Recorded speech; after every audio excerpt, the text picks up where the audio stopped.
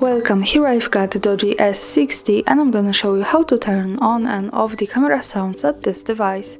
So let's start by tapping on the camera button to open it, and for now we are in the standard photo mode.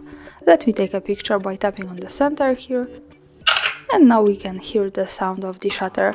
To turn it off, let's move to the left corner to this button. By tapping on it, we can open the advanced camera settings.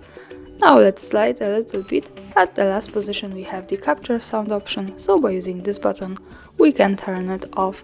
And now when we go back to the camera and take another picture, we can't hear anything. Of course, we can tap to the left corner once again, slide a little bit here and turn on the sound again by using this button. So for now, when we tap here, we can hear the sound again. And that's all. Thanks for watching, subscribe our channel and leave the thumbs up.